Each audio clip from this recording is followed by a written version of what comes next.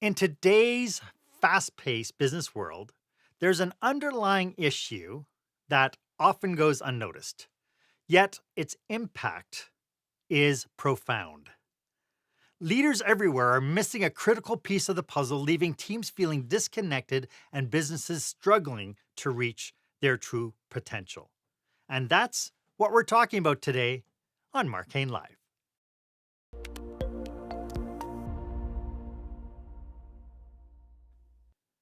Welcome to this episode. This is where small business owners and entrepreneurs develop new skills to really help them create the jaw-dropping, show-stopping experience that their customers and their employees deserve. I am your host, customer and employee experience strategist, Marc Haine. Thank you so much for joining me today. I really appreciate it when you take that one commodity that you have, the new currency, your time, and invest it with me. My guest for this episode is award-winning author, emotional intelligence expert, professional speaker, and university professor, Carolyn Stern. Today, we will delve deep into a subject that is really overlooked, misunderstood, and even brushed under the carpet when it comes to the business landscape, and that is emotional intelligence. We're on a mission today to unravel why business leaders should not be afraid of being their authentic self. That's a hard word to say, authentic self. My one ask is that if you do know somebody who could use this information, could you please share the link to this episode? And while you're at it, make sure that you subscribe to this podcast. You know, you're leading meetings, you're hitting targets, but something is missing. Your team's performance is good, but it's not great. You sense a lack of connection, a gap that the numbers and strategies alone cannot fill. You might not realize it yet, but you could be part of a widespread issue in the business world today. So that brings us to our question of the day.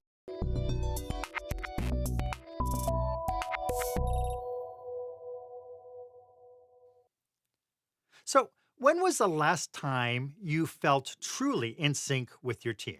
And I don't mean the surface. Oh yeah, we're all on the same page. Everyone knows what's expected and what we need. We're all in sync. Don't worry. No, I don't mean that. I mean truly feeling the human connection with each member of your team and they with you. How did it impact your results? I'd love for you to be part of this conversation. Please go ahead and share this episode on your favorite social media platform. Hashtag it Experience Leadership. Your answer could be the key that unlocks a new level of leadership awareness and leadership success.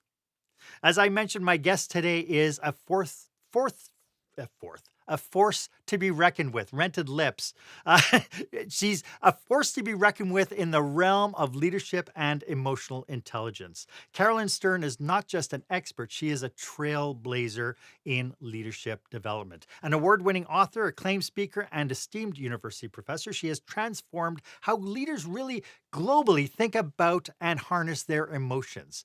With accolades from her groundbreaking book, The Emotional Strong Leader, and appearances on platforms like The Social and CTV Your Morning, Carolyn is leading the charge in redefining strength in leadership. Carolyn, welcome to the show. It is so great to have you. Thank you so much for having me. I'm excited to be here. Before we get too deep into today's topic, could you just tell us a little bit about how you serve your clients? So, I'm an emotional intelligence trainer, speaker, and author. The reason I wrote the book is I was sick and tired of hearing leaders like you telling me that showing emotion was a sign of weakness and should cause shame. And what I ended up doing was building a curriculum. So I do a lot of emotional intelligence training programs. This morning was in a keynote.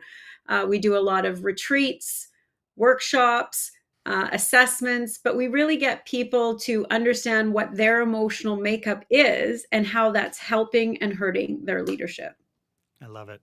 I guess one of the things we should maybe start off by doing is could we define what emotional intelligence is and what it is not?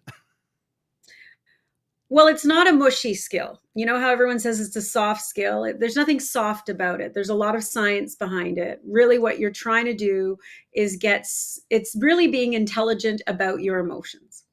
So, knowing what you're thinking and figuring out, recognizing what you're feeling, understanding where that feeling's coming from, labeling that feeling appropriately. Are you Mm, angry or are you frustrated? And expressing it constructively. So if I'm angry, do I have to swear and yell at you, or can I just tell you that I'm angry? mhm. And regulating it appropriately. I mean, that's really what EI is. So it's really understanding that we feel things, all of us, we're human, and we all have feelings, right or wrong, good or bad. They're not factual always. They're incredibly painful. They're incredibly personal, but they're not always factual, and paying attention on purpose to how we're feeling so that we can figure out what to do with that information. And the problem is people are so afraid of their emotions. Yes. And I think, being the last of the baby boomers, I can absolutely attest to the fact that a lot of leaders did not have the grounding or the humility to be able to outline how they were feeling. They figured, because I'm the boss, I just have to be the staunch leader and I will tell people how to behave and I will tell them what I want. Yes. And the problem is we are human Yes. before we're a leader or an employee. And because we're human, we have feelings, and there is no on and off switch as soon as you get to the work. They're Mhm. there with us all the time. And the problem is none of us, including me, had an emotional education, right? We've all been, because we are so afraid of emotions, we're told, as you said at the beginning, to push them under the rug and carry Yeah. on as if they don't exist. But what we need to realize is, because we're afraid of showing emotions and we're scared to show them at work, we don't know how to deal with them. So we make assumptions about how people are feeling rather than being brave and actually having the conversation and say, hey, Marc, I see you stomping down the hallway. The story I'm telling myself is you're angry. Is that correct? No, we don't have those conversations. What we do is we just assume something. I whisper to Sally, hey, stay away from Marc because he's Yep. pissed off right now.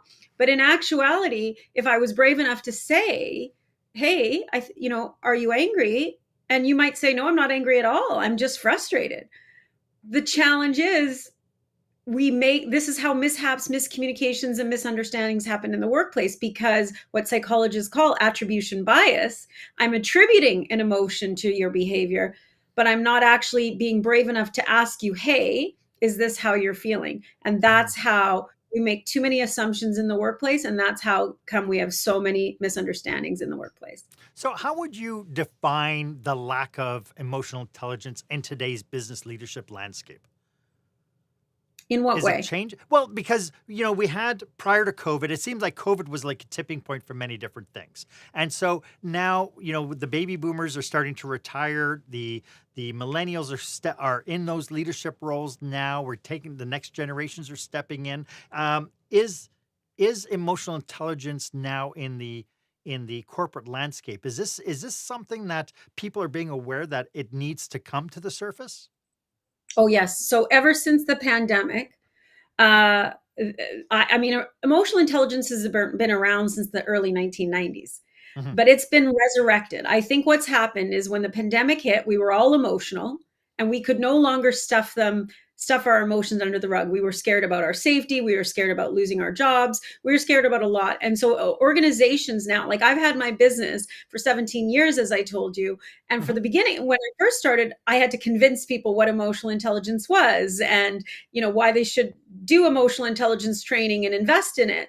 And now the phones are ringing off the hook of incredibly high profile companies. Why? Because they realize that their leaders don't have the skills on how to tend to their emotions, let alone their other people's emotions. So absolutely, I think it's more prevalent now than ever. You talk about different generations. Did you know that the younger generations, the Gen Zs or Zs, depending on if you're American or Canadian, is They are worse at problem solving, worse at stress management, and worse at independence than any generation before them. Why? Because they grew up with phones and Mhm. helicopter parents. And so think back, Marc, when you and I were in school, all the world's information was in 12 encyclopedias. Mhm.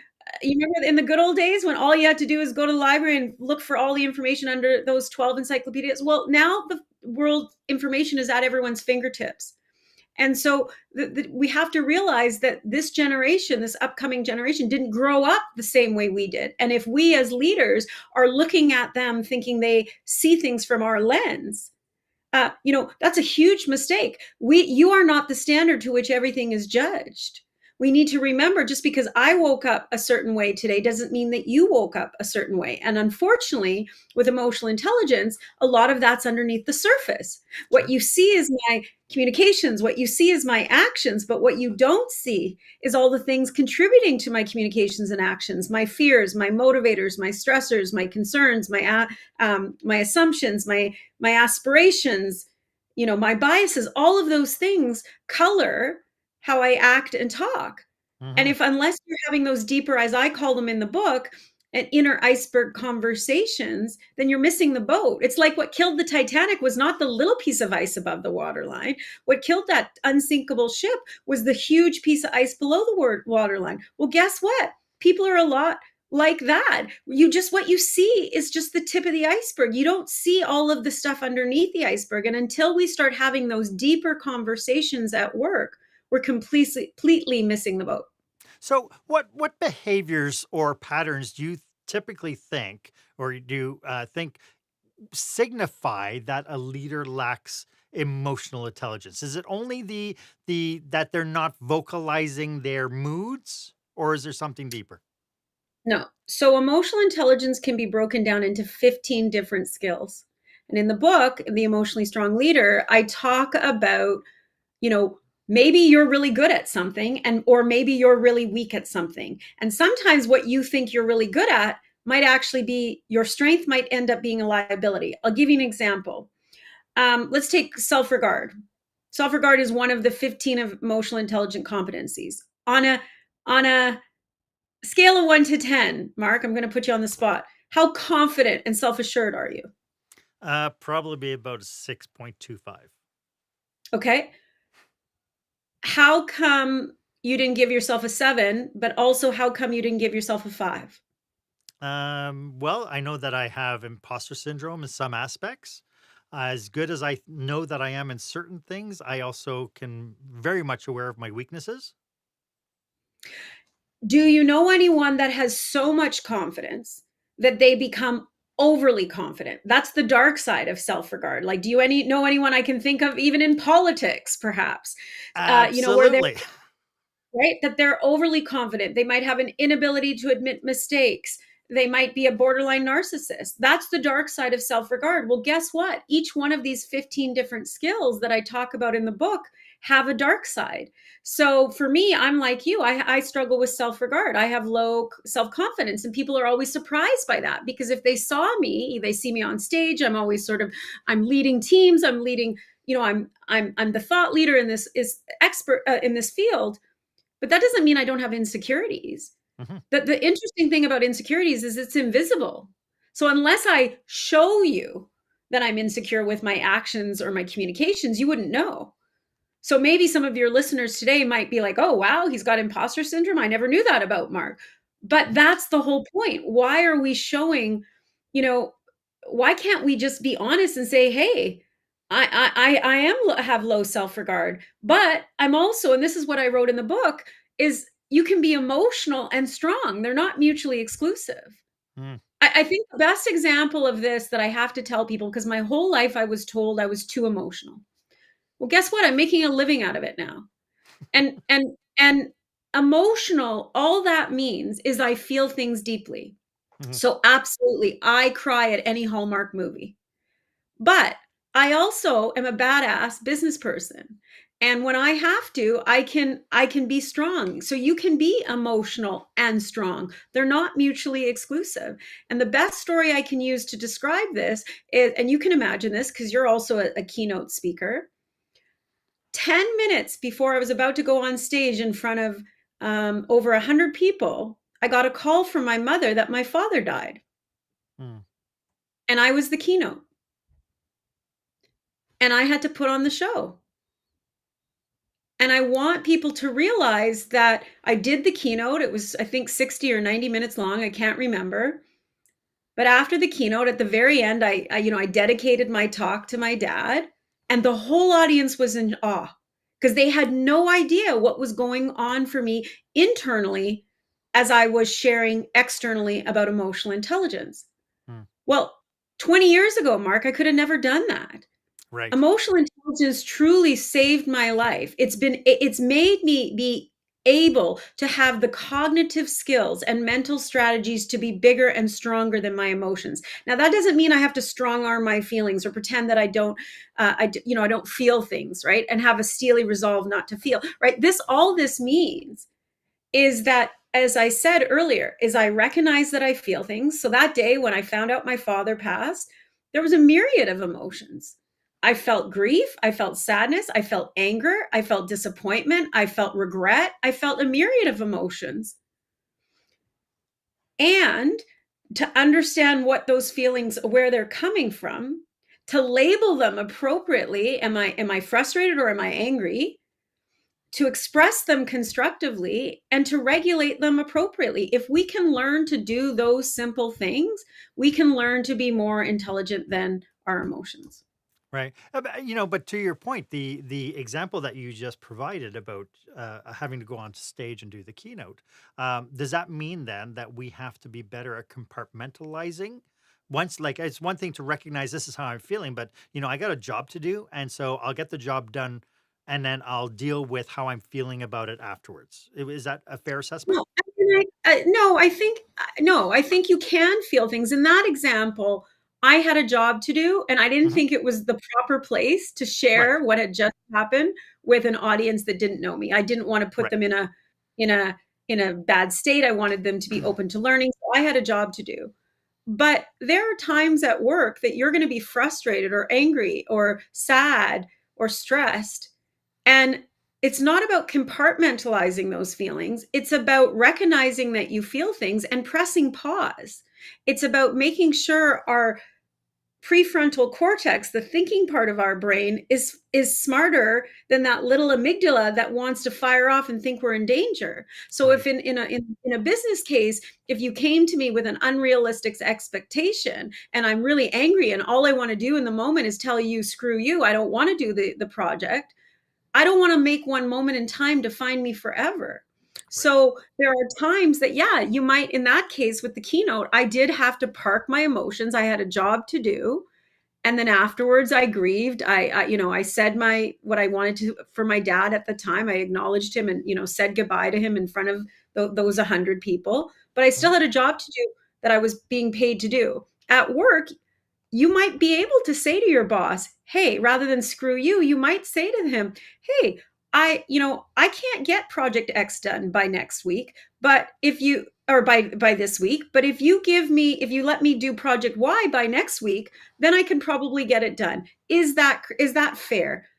Right? Then you can have a conversation rather than letting your emotions take over. So you can tell your boss, "Hey, I'm frustrated because this deadline doesn't seem realistic given that there's only 24 hours in a day." And what priorities do you want me to put in place? What do you want me to let go of so I can make sure this is a priority? So it's not compartmentalizing always. In this case, for the keynote, yeah, I think I had to compartmentalize because I had a job to do, and that was a lot to process in front Mhm. of 100 people. But it's also about realizing that I can compartmentalize. I am stronger than whatever feeling I'm feeling, and I can still do a job. Just like as much as I want to tell my boss to screw off because he gave Mhm. me an unrealistic deadline, I can be bigger than that temptation and say, wait, let's press pause. Let's figure out, is this the right thing to do? Do we want to tell our boss to screw off, or are we going to get written up for insubordination? So we need to go emotion, trigger, understanding, hey, I'm angry because he gave me an unrealistic deadline. What's my response going to be? And what's the impact of that response? If I tell you screw you, I might lose my job. If I tell Sure. you let's set some boundaries and let me do, let's negotiate about when projects are due, you might not love my answer, but you'll respect me for speaking up and setting a boundary. Yeah, it's interesting. Just the other day, I was talking with somebody who was having problems with their employee, and she was saying how hard it was to always deal. She number one defined her as a Type A personality, and really hard to get along with. And every time she had to deal with this employee, she would have to psych herself up to go face to face with the employee.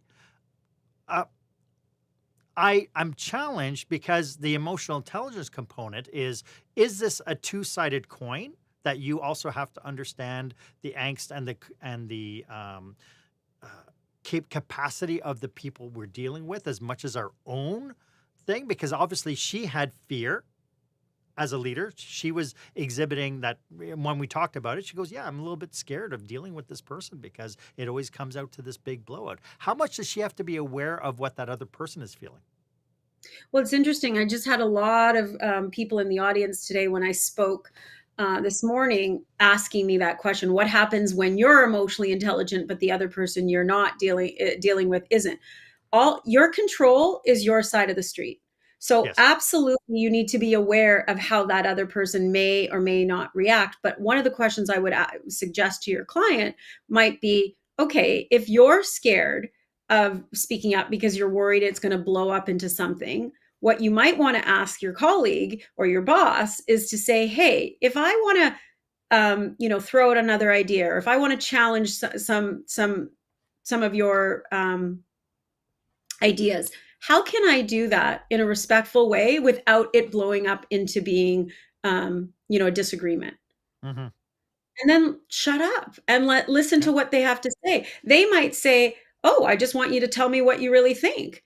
Yeah. Or they might say, okay, no, I actually, if you're going to challenge me, I'm pretty sensitive about my ideas. I want you to, do such and such and such and stuff. But they'll give you a roadmap on how to do it. I think it's really important to realize that emotional intelligence is two ways. It's one, we got to be aware of ourselves and how we're feeling. But yeah, we have to pick up on the nuances in the room. I'm sure Hmm. you've walked into a meeting and you felt the tension when you got into the room and you had no idea what had just happened. Well, that's empathy. That's you picking up on the nuances and the emotions of the people in the room. Yeah, you need to be aware of that. But the problem is, we're not asking people these questions. We're not Right. asking people, hey, how would you like to receive feedback? Hey, what motivates you? What stresses you out? What are you afraid of? What are your assumptions? We're not asking that. We're just making all of these assumptions. And if we could get to the heart of the issue, which are all that EQ stuff underneath the surface, we would have much better communication. People always ask me all of these questions. What should I do? How do I tell my boss this, or how do I tell my partner that? Just speak your truth respectfully and professionally, knowing that tone of voice is 38% of what people hear. Yeah.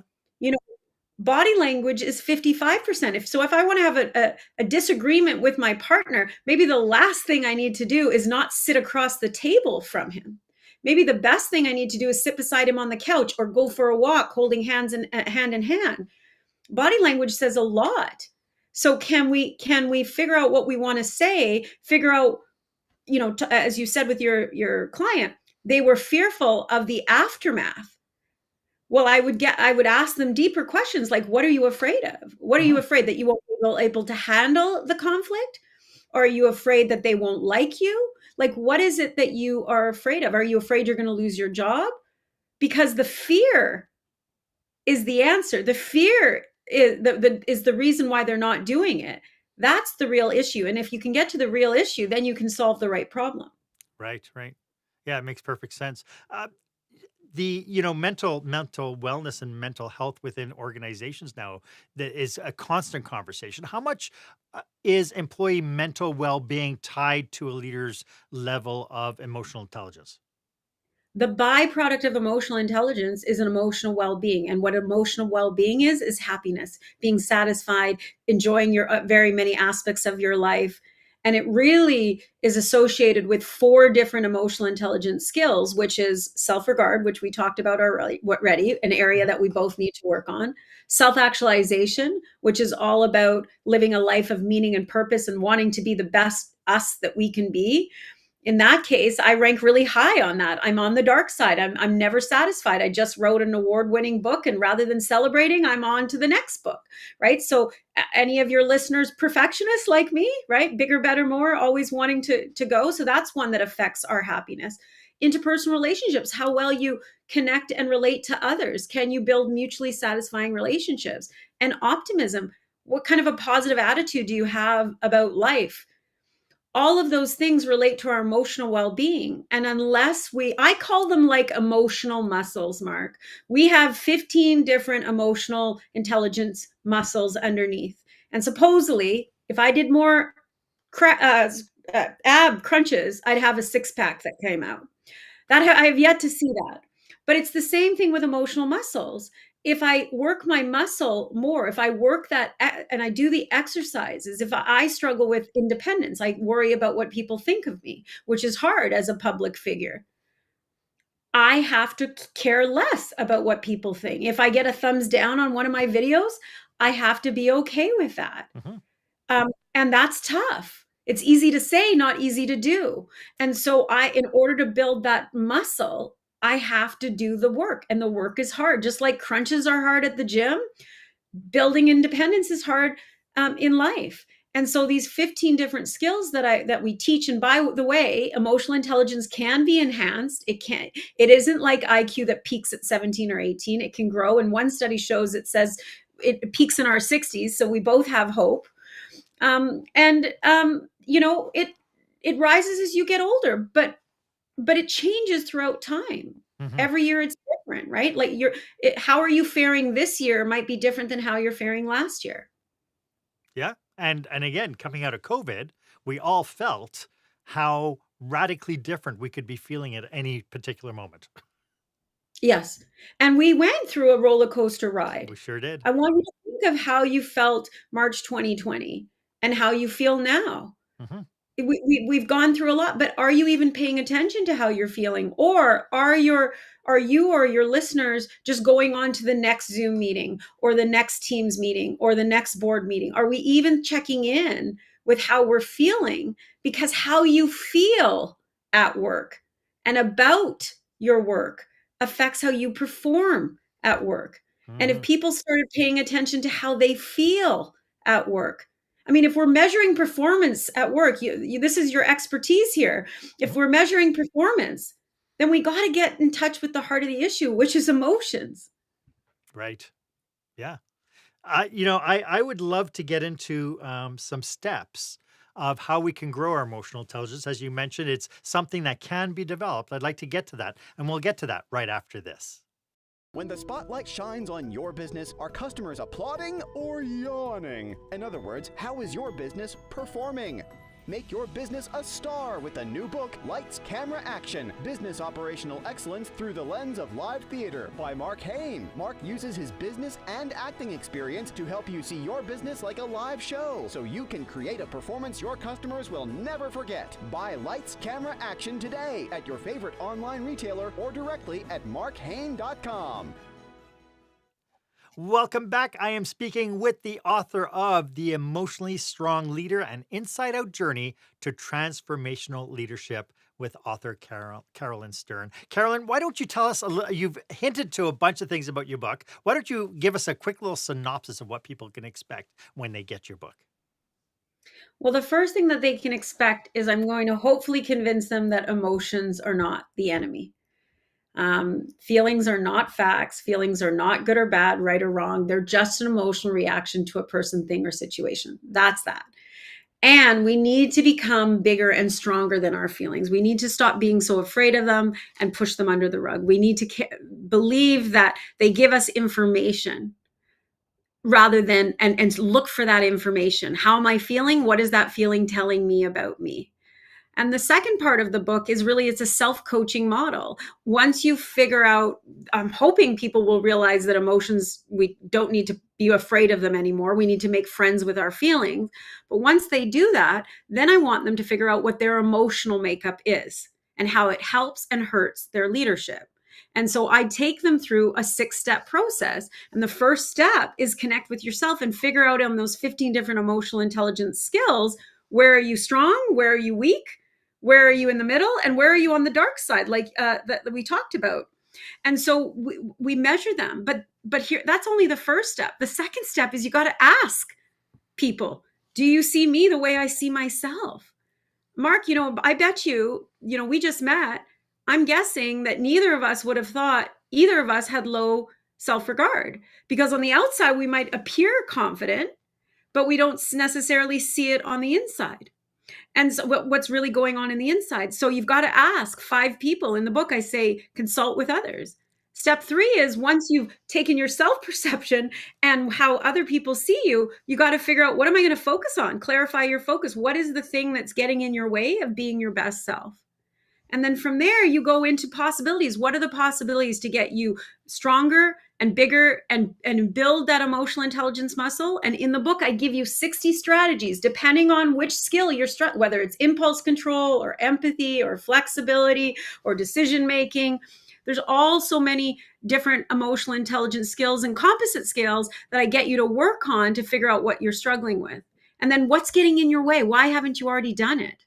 And then step 5 is really about plan and action plan, and knowing that today you're probably going to relapse, right? So what are you going to do when you go back to old patterns of behavior? And step 6 is really close the conversation with yourself, which is really about figuring out how you're going to get support, who's going to be your accountability partner to keep you honest, because this work is tough. And so that's the 6-step program I take people through, that has, from what I've heard from my readers and followers, is that really has helped them both personally and professionally. Love it. It as you were saying it, it made so much sense, kind of how you've itemized those 6 steps. It's made so much sense. And, part of, I think, the magic bullet is, as you were saying it, is the word humility came to mind, that we have to have some level of humility and know that we don't have all the answers. No, it's hard to take a good, honest look in the mirror and say, what am I good at? What am I not good at? And if they're prepared to do the hard work, and it's not easy to take that look and say, hey, I'm not, the best thing I ever did as a leader is realize that I had low independence and I had too much flexibility. Because how does that get in my way as a leader? I over accommodate way too much, wanting to keep my employees happy.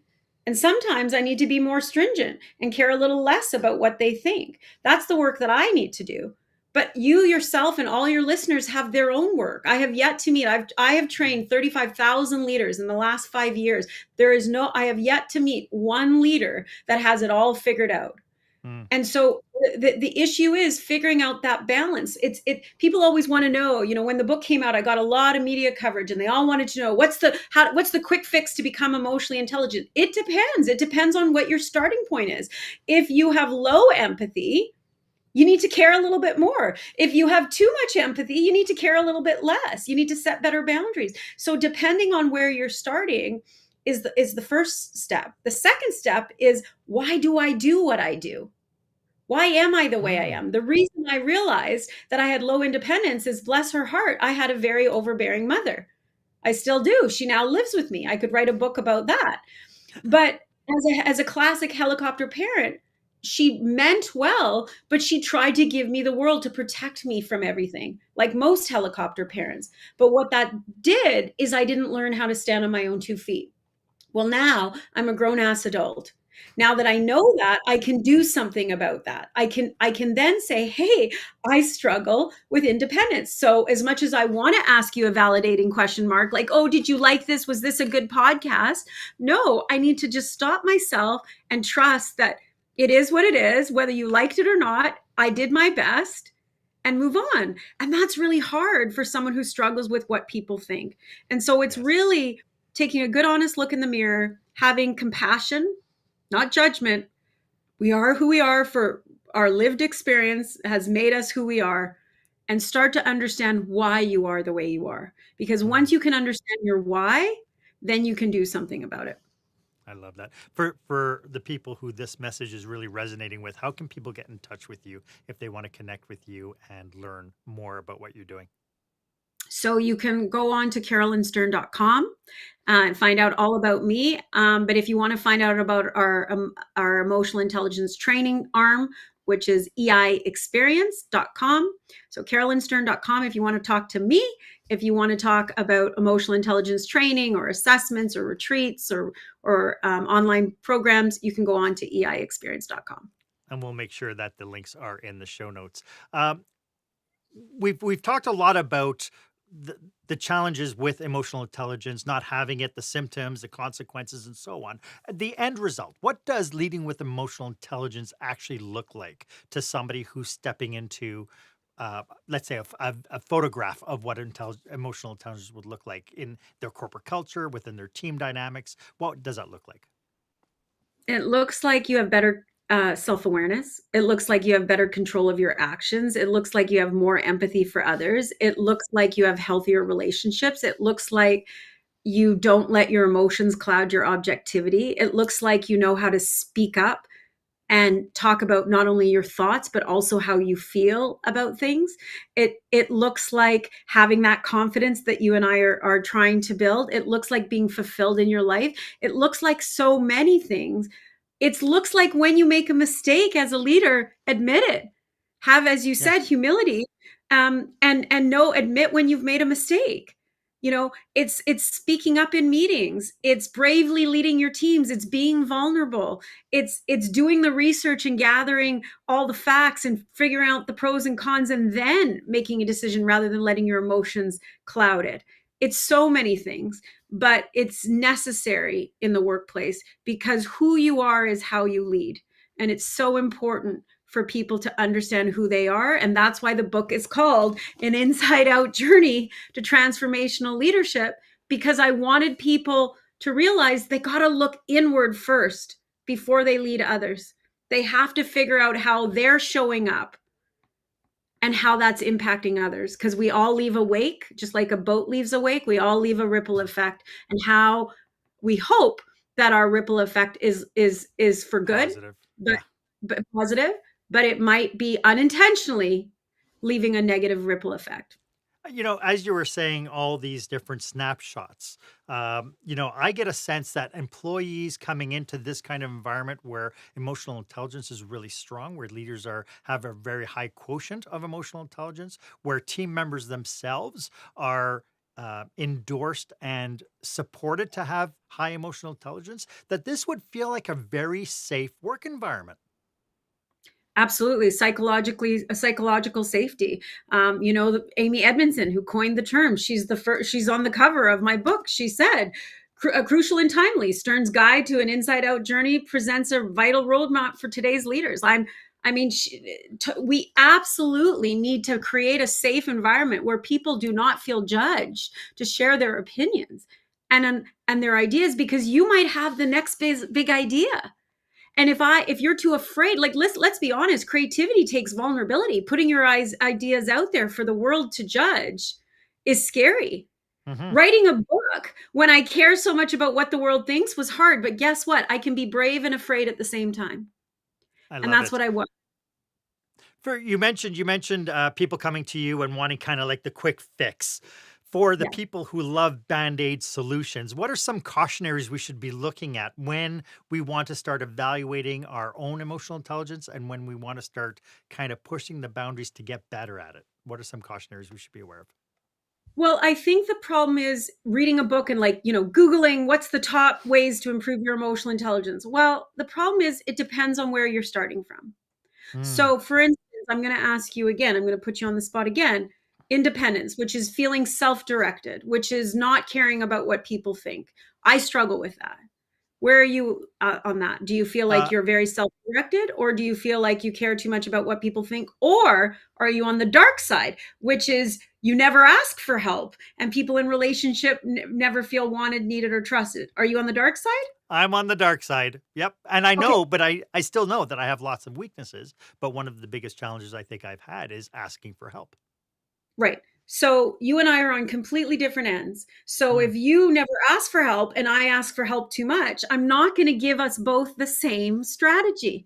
I'm going to say, Carolyn, stand on your own 2 feet, trust your judgment, don't ask for validation and do it yourself. You, I'm going to say, start asking for help, even if you don't need it, because people in relationship with you might not see you as a team player. They might not feel wanted, needed, or trusted. Those are two completely different strategies. So the worst thing Sure. people can do is just read a quick, listicle online and say, okay, I've got the answers, because what is your starting point? So that is why in the book, the very first step is connect with yourself. Take a good, hard look in the mirror, look at the good, the bad, and the ugly, and figure out where are you at. And then also, where do you want to be? Maybe I'm happy being needy.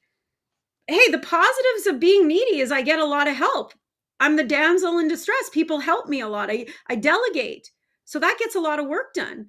The negative side of that is people don't trust my judgment. They don't think I'm capable. I don't make decisions easily on my own. I question myself. I don't take risks. So it's about finding a sweet spot. And the challenge is we've got to figure out when we've swung too far or not far enough. So that's the first error. The second thing that I would say is it depends on the other person. So as you said earlier, I'm your client wanting to talk to you, to that other woman, to the other person, but she's afraid of the blow up. Well, what's going on for that other person? Like, do you think right now, Marc, of someone at work that really drives you crazy, and let's say you think they're bossy, arrogant, and pushy. Do you think they're sitting in the mirror in the morning and going, wow, I'm bossy, I'm pushy, I'm arrogant? No, they're saying, I'm confident, I'm driven, I say what I want. They don't see themselves how you see them. But their bubble could be compensating for something. And until we have really honest discussions, we're not going to be able to uncover that. That's right. And so it's really about saying, hey, when you did blank, I felt blank. And what I'd like you to do in the future is blank. And how it's going to benefit us is blank. If we can start doing that adaptation of the nonviolent communication model, you and I can have more honest, respectful communications where I get to set boundaries. I let you know what is okay and what's not okay. But unless, again, we do have those deeper conversations, I'm just seeing externally what's going on rather than finding out what's really going on internally. Yeah, absolutely. It's interesting as you're saying that, one of the things I was telling people, especially with interpersonal conflicts, as a leader, I've had to put out many fires of people kind of butting heads together. And one of the things I realized is a lot of these conflicts happen because people's feelings get hurt. And somewhere after grade being 10 years old, where mom said, you go and tell Steve that he hurt your feelings. Sometime after that, we got the snot beat out of us for saying that. And then we never said it ever again. And yet we see so many of these conflicts happen because people feel disrespected. They feel that they don't get their own due or whatever. But ultimately it boils down to their feelings got hurt. That's right. And so whenever I have two students that come to me or two clients that come to me, because I work with a lot of people that are not getting along, that's the first thing I start with. Okay, what happened for you? What's your perspective of the situation? How did it make you feel? And what happened for you, person X, and how did it make you feel? Let's get it out in the open. Right. But we've got to get over this. Oh, I've got to, you said earlier in the beginning, you're like, you have to be stoic, unflappable, never let them see you sweat, that mentality. That's so outdated. We need to turn leadership on its head. We need to start realizing that you've got to lead from the inside out. And that means from a strong mind and a kind heart. Yep, absolutely. We're born of the same bread and butter on that one, my friend. There you go. There you go. This has been such an amazing discussion, Carolyn. Do you have any last thoughts about what we've been talking about today? I hope I leave people realizing that, stop thinking that emotions are the enemy. We need to stop being afraid of feelings. If I could tell any of your listeners one thing, is that stop being so afraid of your emotions or those of others, right? We are filled with feelings. We've got to start tending to what our feelings are telling us. And we got to look for the information they provide us because they give us incredible insights into our internal psyche and the external world around us. I love it. Could you remind everybody one more time how they can get a hold of you? They can reach me at carolynstern.com. Or if they're interested in emotional intelligence training or online training, workshops, retreats, they can get us at eiexperience.com. Thank you so much. It has been so great having you on the show, Carolyn. Thank you so much for gracing us with your passion and your knowledge and your expertise. I hope that emotional intelligence and this conversation helps somebody, because I know it's been my lifeline. It's changed how I show up to work. It's changed my relationships. It's changed everything. So it has truly been my lifeline. And I hope that people realize that EI is the answer to every personal and interpersonal problem out there. So thank you very much. Thank you so much. Why don't you let me know if this was of value to you? As always, my offer stands. If you would like 30 minutes of my time to brainstorm your business with you and your team, feel free to book time on my online calendar. The link is in the show notes. It's the one marked meetwith.marchaine.com. Pretty convenient, isn't it? It would be my absolute honor to be of service to you. And why don't you leave a comment or review about this episode? I'd love to get your feedback. Was this of value to you? And while you're at it, why don't you go ahead and make sure you subscribe, so that if you're doing this on YouTube, make sure you also ring that bell. That way you get notification whenever I come out with brand new content each and every week. It has been so great to hang out with you today. My name is Marc Haine. I hope you stay safe, stay healthy, and I hope you dare to be the exception.